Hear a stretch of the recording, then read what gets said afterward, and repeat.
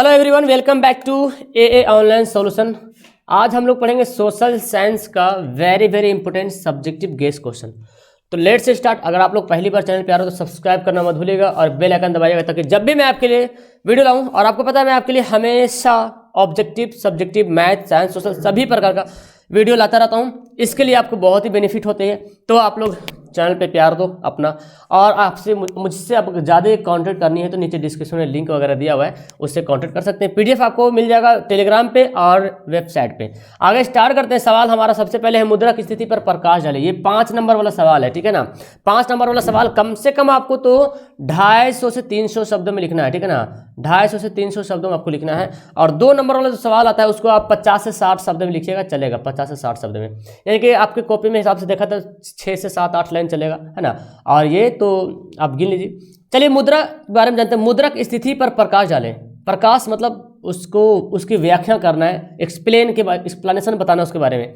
देखिए मुद्रा जिसको करेंसी बोलते हैं, पैसे या धन के उस रूप को कहते हैं जिससे दैनिक जीवन में क्रय और विक्रय होती है। सवाल इंग्लिश में भी कन्वर्ट हो हुआ, ठीक है ना। मुद्रा जो है पैसे या धन के उस रूप को कहते हैं। एक्चुअली मुद्रा क्या है, एक पैसा, एक धन टाइप का है, उस रूप को कहते हैं जिससे क्या होता है, दैनिक जीवन में क्रय और विक्रय होती है। पैसा के तो यही काम होता है ना, या तो खरीदेंगे या तो उसको बेचेंगे, है ना। इसमें सिक्के और कागज के नोट दोनों आते हैं। आमतौर से किसी देश में प्रयोग की जाने वाली मुद्रा उस देश की सरकारी व्यवस्था पर द्वारा बनाई जाती है। किसके द्वारा? सरकारी व्यवस्था के द्वारा बनाई जाती है। मसलन भारत में भी रुपया व मुद्रा पैसा है। भारत में जो है ना रुपया मुद्रा क्या है, भारत की जो रुपया है वो मुद्रा है। हम लोग भारत की मुद्रा को क्या बोलते हैं, करेंसी को रुपया बोलते हैं, पैसा बोलते हैं, है ना। तो ये जो है मुद्रा जो बनाया जाता है किसके, सरकारी व्यवस्था के द्वारा। हमारी अर्थव्यवस्था में मुद्रा का बहुत स्थान बहुत बड़ा है। आपको पता है मुद्रा के बारे में हम उसके द्वारा किए जाने वाले कार्यों के आधार पर बात करते हैं कि मुद्रा का काम का क्या है। देखिए सामान्यतः मुद्रा के कार्यों में विनिमय का माध्यम, मतलब एक्सचेंज का जो है माध्यम है, एक्सचेंज का जो मीडियम है, ये हम लोग सामान्य रूप से करते हैं ना। यानी कि सबसे ज़्यादा यही काम होता है, एक्सचेंज करना। हम कोई चीज़, किसी चीज़ से कोई चीज़ खरीद लिए या बेच दिए, इस टाइप से। मुद्रा का मापक, मुद्रा का मापन भी क्या आता है कि मेरे पास 100 रुपया है, 1 लाख रुपया है, ये माप रहे हैं, ठीक है ना। धन का संचय, धन भी हम लोग जमा करते हैं भविष्य के लिए, है ना। तथा स्थगित भुगतानों के मान आदि, है ना, भुगतान भी करते हैं, के मान आदि को शामिल करते हैं। मुद्रा से उपभोक्ता को लाभ, उत्पाद, देखिए उपभोक्ता क्या होता है, लाभ होता है। मुद्रा से उपभोक्ता को लाभ, उत्पादों को लाभ, विनिमय के क्षेत्र में लाभ, वितरण के क्षेत्र में लाभ, राजस्व के क्षेत्र में लाभ आदि, ये सब क्या होता है, मुद्रा का लाभ। समझ लो यहाँ पे मैंने बता दिया कि मुद्रा में ये सब लाभ होते हैं। मुद्रा के से ये सब लाभ होता है। हालांकि विनिमय तो करते ही है, मुद्रा का काम क्या क्या है जो मैंने बता दिया, और लाभ इसमें क्या क्या फायदा हो। उपभोक्ताओं को लाभ हो रहा, उत्पादकों को लाभ हो रहा, विनिमय के क्षेत्र में भी लाभ हो रहा, वितरण के क्षेत्र में भी फायदा हो रहा, राजस्व के क्षेत्र में फायदा हो रहा। विभिन्न अर्थशास्त्रियों ने मुद्रा की परिभाषा के उसके द्वारा किए जाने वाले कार्यों के आधार पर किया है। यानी कि जो मुद्रा जो काम है उसके द्वारा जो है जो काम होता है, तो उसके अकॉर्डिंग परिभाषा अनेक अर्थशास्त्रियों ने अलग अलग प्रकार से दिया है। मुद्रा में सामान्य स्वीकृति के गुण का होना बहुत जरूरी है। मतलब स्वीकृति, एक्सेप्टेबल जो होता है, यदि किसी वस्तु में सामान्य स्वीकार होने की विशेषता नहीं हो, है ना, तो उसको मुद्रा नहीं कहेंगे। जैसे कि अगर हम किसी आपको दे देंगे कागज और बोलेंगे ये 10 रुपया है, तो बोलेगा हट, इसमें गांधी जी का तो फोटो नहीं है, या तो इसमें ओरिजिनल मुद्रा नहीं। अगर आपके पास 500 रुपये का नोट गया पे 500 का नकली कागज दे दिया, सेम टू सेम बना रहे, तो आप उसको वैल्यू नहीं दो। क्यों? क्योंकि उसमें गवर्नर का सिग्नेचर नहीं रहेगा, है ना। जो रियल जो मुद्रा है उसका वैल्यू होने के लिए जो सरकार ने जो उसमें सिंबल बताया है, जो भी निशानियां बताई, अगर वो नहीं रहेगा तो आप उसको मुद्रा स्वीकार ही नहीं करेंगे ना, स्वीकार नहीं कर पाएंगे। इस प्रकार मुद्रा से अभिप्राय कोई भी वस्तु, वह वस्तु जो सामान्य रूप से विनिमय के माध्यम से, मतलब कोई भी ऐसा वस्तु जो विनिमय के तरह हो, मतलब एक्सचेंज कर सकते। मुद्रा के मतलब पैसे नहीं समझे, मुद्रा के मतलब एक कुछ ऐसी भी वस्तु, उसको भी हम मुद्रा बोल सकते हैं जो एक्सचेंज के माध्यम हो सके, मूल्य का मापन हो सके, धन का संचय हो सके, ऋणों के भुगतान के रूप में स्वीकार की जा सकते हैं। और हम लोग उसको क्या बोलते हैं, रुपया बोलते हैं। यानी कि रुपया है, डॉलर है, टका है, ये सब क्या है, मुद्रा का नाम है। तो मुद्रा एक ऐसा चीज है जिसके माध्यम से क्या करते हैं, विनिमय करते हैं, ये मापन करते हैं, धन का संचय करते हैं, ऋणों का भुगतान करते हैं। ये सब जिसके माध्यम से होता है उसी को हम लोग क्या बोलते हैं, मुद्रा बोलते हैं। उम्मीद है कि समझ में आ जाएगा। तो इसको देखिए रटना नहीं है, इसको खुद से लिखना है, कॉपी में लिख करके इसको अपने से पढ़ना है और फिर इसको लिखना है, ताकि आपके पास एकदम आराम से हो जाए। इंग्लिश वाले प्यारे इसको नोट कर लेना। ओके, आगे मैंने इंग्लिश में उसका लॉन्ग वाला सवाल मैंने यहाँ पे पूरा डाल दिया है। ओके, चलिए आगे बढ़ते हैं। पंचायती राज क्या है? पंचायती राज व्यवस्था जिसको बोलते हैं उसके बारे में, ये आपको 2 नंबर वाला सवाल मिलेगा। देखिए कितना वर्ड है, 1 2 3 4 5 6 7 8 9 10 11 12 13 14 15 है। तो 15 दूना 30, 15 चौक 60, मतलब 60 50 से 60 लफ्ज में रहेगा, वर्ड में रहेगा, हो जाएगा, ठीक है ना। पंचायती राज एक ऐसी व्यवस्था है जिसमें ग्राम स्तर पर ग्राम पंचायत, प्रखंड स्तर पर जिला पंचायत समिति और जिला स्तर पर जिला परिषद। ये सवाल ऑब्जेक्टिव में बनता है कि ग्राम स्तर पे क्या होता है, पंचायत, ग्राम पंचायत, प्रखंड स्तर पर पंचायत समिति, जिला स्तर पर जिला परिषद का चयन किया था। पंचायती राज में ग्राम पंचायत का प्रधान कौन होता है, मुखिया होता है ना। पंचायत समिति का प्रधान प्रमुख होता है। एक होता है पंचायत समिति का प्रमुख कौन होता है, सरपंच एक पढ़े आप लोग, तो पंचायत समिति का प्रधान होता है प्रमुख। जिला परिषद का प्रमुख अध्यक्ष होता है कौन, जिला परिषद का प्रमुख कौन होता है, अध्यक्ष होता है। हमारे बिहार में भी पंचायती राज व्यवस्था लागू। इसके बाद इतना लिख, पंचायती राज क्या है आप इतना लिख दीजिए काफ़ी है। हालांकि इसके पूरा विशेषताओं भी लिख दोगे तो भी काफ़ी, अलग अलग जगह पे अलग अलग इसका आंसर आपको मिलेगा, डोंट वरी, ठीक है। तो ये भी आपका आंसर सटीक है, कोई दिक्कत नहीं इसमें, ओके। तो इसको आप लोग नोट डाउन कर लीजिएगा। सत्ता की साझेदारी लोकतंत्र में क्या महत्व रखती है, इंपॉर्टेंट सवाल है। सत्ता की जो साझेदारी, लोकतंत्र में सत्ता की साझेदारी हो रही है, उसका क्या वैल्यू है, क्या महत्व है।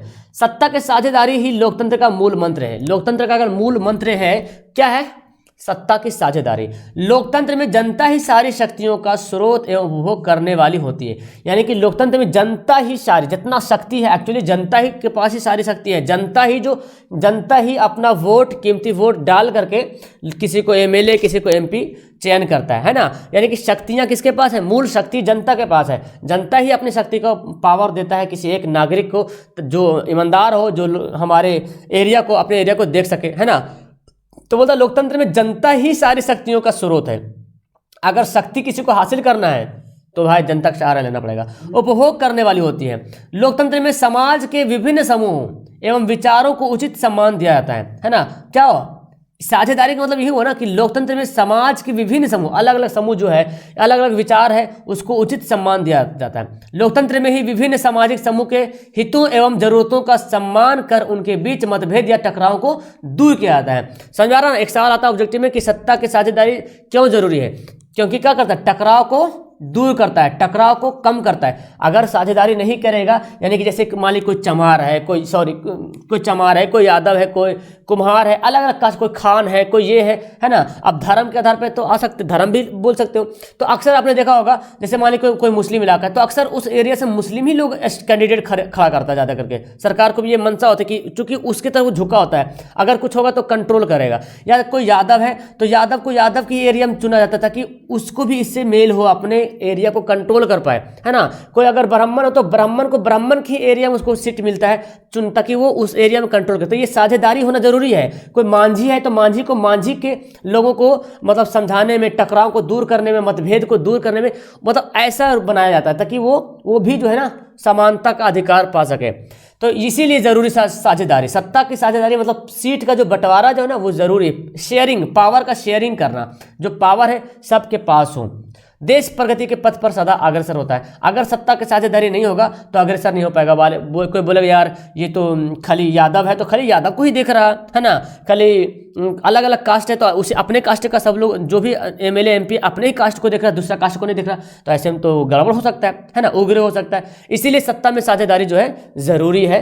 सरकार भी देखते हैं, आप अपने हर जगह देखा होगा, लगभग देखा होगा कि जिस एरिया में जिस प्रकार के लोग हैं उसी प्रकार के वहाँ के जो एमएलए एमपी लगभग होते हैं ताकि उसको कंट्रोल कर पाए, है ना। आगे भूकंप के प्रभावों को कम करने के लिए किन्हीं 4 उपायों को लिखना है। ये भी आप 5 नंबर सवाल में इसको मान सकते हैं, चूंकि सवाल अच्छा लॉन्ग हो जाता है। 5 नंबर सवाल में लिखिएगा, कोई दिक्कत नहीं है। अगर 2 नंबर में सवाल में आता है ना तो मात्र आपको 2 ही पॉइंट डालना है। कोशिश कीजिएगा 2 नंबर सवाल में 2 पॉइंट, और 5 नंबर सवाल 5 पॉइंट 4 पॉइंट चलेगा। सवाल है खुद बोल रहा 4 तो 4 ही लिखेंगे। भूकंप का पूर्वानुमान मतलब भूकंप आने से पहले अनुमान होना चाहिए, ये हेडिंग हमारा, ठीक है ना। आप लिख के अंडरलाइन कर दीजिएगा। पूर्व तरंग और अनुकंपन पूर्व तरंग और अनुकंपन तरंगों को भूकंपी लेखी यंत्र पर मापन कर तरंगों की प्रवृत्ति के आधार पर संभावित बड़े भूकंप का पूर्वानुमान किया जाता है, मतलब किया जाना चाहिए। मतलब जो तरंग आने वाली है उन तरंगों को भूकंप मापी, जिसको सिस्मोग्राफ बोला जाता है, ठीक है ना। तो भूकंप मापने वाला जो यंत्र होता है उस यंत्र की सहायता से पता करना चाहिए कि हाँ भाई यहाँ पे भूकंप आने वाला है। आप देखते होंगे कहीं भूकंप आने वाला होता तो एक जगह तो ऑटोमेटिक पहले तो पहले तो ऑटोमेटिक आ जाता है, उसके बाद फिर अनुमान लगता है कि हाँ यहाँ भी आ सकता है, यहाँ भी आ सकता है। अचानक तो नेचुरल, ये प्राकृतिक का देन है कि जो कुछ होता अचानक होता है, उसके बाद लोग जो है जागते हैं, हाँ ये होने वाला, ये होने वाला है ना। भवन निर्माण, देखिए भवन निर्माण भी बहुत ज़रूरी है। भूकंप प्रभावित क्षेत्रों में भूकंप रोधी तकनीक के आधार पर, मतलब जो जिससे भूकंप को रोका जाए, उस तकनीक के आधार पर भवनों का निर्माण किया जाना चाहिए, अर्थात आयताकार भवन का निर्माण करना चाहिए। तो आप समझ रहे, भूकंप जहाँ पे भूकंप जगह है, भूकंप वाला जहाँ एरिया है, वहाँ पे भवन जो है आयताकार होना चाहिए। जान माल की सुरक्षा के लिए विशेष सुरक्षा बल की व्यवस्था की जानी चाहिए, सुरक्षा बल होना जरूरी है ना। आगे प्रशासनिक कार्य भी जरूरी है ना। एडमिनिस्ट्रेशन वर्क, प्रशासन की ओर से भूकंप की संभावना की सूचना भूकंप संभावित क्षेत्रों में तत्काल घोषित की जानी चाहिए, है ना। यानी कि जैसे ही भूकंप आने वाला हो, तुरंत अगर प्रशासन को पता है तो तुरंत घोषणा कर देना चाहिए कि भूकंप आने वाला, भाई यहाँ का खाली कर दो, मैदानों में चला जाओ, है ना, खुला जगह में, खुला एरिया में चला जाओ, क्योंकि हो सकता है भूकंप ज़्यादा है तो घर गिर जाएगा, तो जान माल की क्षति हो सकती है। भूकंप आ जाने के बाद प्रशासन की ओर से राहत कार्य के लिए विशेष दस्ते का गठन भी किया जाना चाहिए, है ना। मतलब गठन, दस्ते मतलब हो गया एक समूह टाइप का जो है, उसको गठन करना चाहिए। तो ये रहा भूकंप से बचने का तरीका। इंग्लिश में यहाँ पे कन्वर्ट कर दिया गया है, जो प्यारे स्टूडेंट इंग्लिश वाले हो इसको नोट डाउन कर लीजिएगा। आगे हम सवाल देखते हैं। बोलता है बिहार की अर्थव्यवस्था की रीढ़ है कैसे? ये भी 5 नंबर सवाल। तो यहाँ पे 5 नंबर वाला सवाल मैंने अच्छा ऐड किया, ठीक है ना।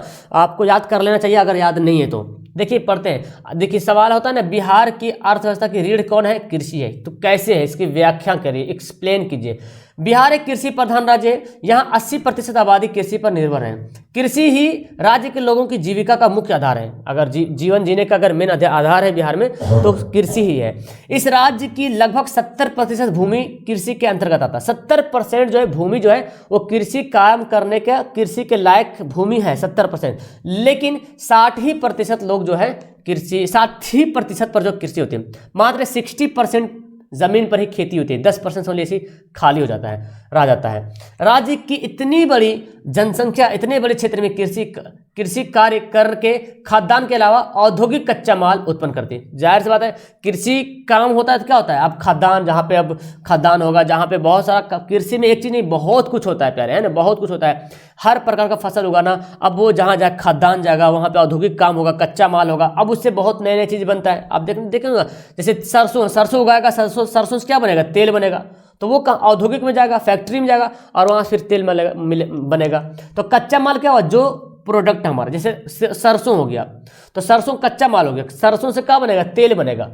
वास्तव में कृषि जीवन पद्धति बन गई है ना। कृषि क्या हो, जीवन पद्धति बन गई। 15 नवंबर 2000 में झारखंड से अलग हो जाने के बाद बिहार की अर्थव्यवस्था की मुख्य आधार कृषि ही रह गया, क्योंकि आपको पता है झारखंड में बहुत ही ज़्यादा कोयला, बहुत कुछ, मतलब जो क्या बोलते हैं, प्राकृतिक का जो खनिज वगैरह है, लोहा, बहुत कुछ है वहाँ पे, जादूगर हम पढ़े हुए, यूरेनियम वगैरह, है ना। तो झारखंड में बहुत सारा पेड़ पौधे, बहुत सारा जंगल, बहुत सारा कोयला, तो खैर भंडार वहाँ पे, अभ्रक का भंडार है ना। भारत में सबसे ज़्यादा अभ्रक भी है वहाँ, और झारखंड भी आता है, 1-2 नंबर पे आता है झारखंड भी, कभी 1 कभी 2 हो जाता है। फिलहाल यहाँ पे देखें तो 15 नवंबर 2000 में जब झारखंड अलग हुआ बिहार से, तो बिहार की अब जो इकोनॉमिक जो है मुख्य रूप से कृषि पर ही रह गया है। बिहार में गंगा का उत्तरी मैदान सबसे ज़्यादा उपजाऊ जमीन है। गंगा का जो उत्तरी मैदान है, यहाँ सभी प्रकार की फसलें होती है, जैसे खाद्य फसल हो गया, दलहन फसल हो गया, तिलहन, व्यापारिक फसल, मसाले आदि जैसे फसलें होती है। इस प्रकार की उपजाऊ मिट्टियाँ श्रम मतलब मेहनत, लेबर जो होता है, मेहनत करना, आसान उपलब्धि एवं मानसूनी जलवायु के कारण कृषि बिहार की अर्थव्यवस्था की रीढ़ बने। ओके, रीढ़ है। तो देखिए इतना सारा लिखिएगा, तो इसको अगर आप लिखते हैं तो मेरे ख्याल से कहाँ तक चल जाएगा आपको, मतलब 100+ तो हो जाएगा, 100+ वर्ड हो जाएगा। तो आप इसको अगर लिखते हैं, देखिए अगर 5 नंबर में आता तो लिख दीजिए, 2 नंबर में आया तो कम से कम आपको इसको छाट के, थोड़ा सा, इतना लंबा नहीं लिखना है 2 नंबर में। 2 नंबर में सवाल आएगा तो थोड़ा सा कुछ छाट के छोटा करना है। ये इंग्लिश वाले हैं, इसको नोट डाउन कर लीजिएगा, इंग्लिश में सवाल भी इंपॉर्टेंट है। आगे बढ़ते हैं। ओके, देखिए सवाल क्या होता है आगे। रूस की क्रांति ने पूरे विश्व को प्रभावित किया कैसे? तो ये आखिरी सवाल हिस्ट्री का है, और उम्मीद है कि आपको ये सवाल याद होगा। याद नहीं तो याद कर लीजिएगा। रूस की क्रांति ने पूरे विश्व को प्रभावित किया, किन्हीं दो कारणों को उदाहरणों को स्पष्ट करें। तो 1917 की रूसी क्रांति के प्रभाव काफी व्यापक और दूरगामी थे। इसका प्रभाव न केवल रूस पर बल्कि विश्व के अन्य देशों पर भी पड़ा, जो निम्नलिखित है ना। या तो आप इतना नहीं लिख सकते तो डायरेक्ट लिख सकते हैं, रूस की क्रांति ने पूरे विश्व को प्रभावित किया, इनके दो कारण निम्नलिखित है, इतना भी लिख दीजिएगा तो काम चल जाएगा। पहला, रूसी क्रांति के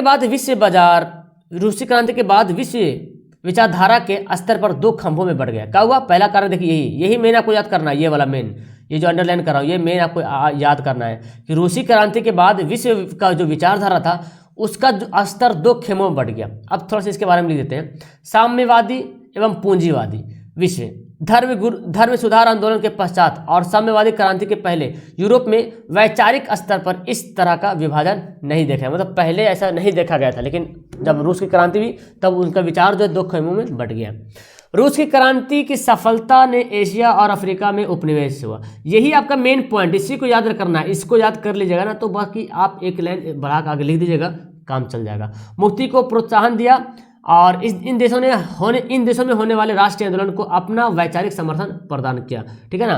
तो ये दो कारण रहा है, रूसी क्रांति ने जो पूरे विश्व को प्रभावित किया, उनके दो कारण ये है, ठीक है ना। अब यहाँ पे इंग्लिश वाला है, इंग्लिश वाला यहाँ पे नोट डाउन कर लीजिएगा।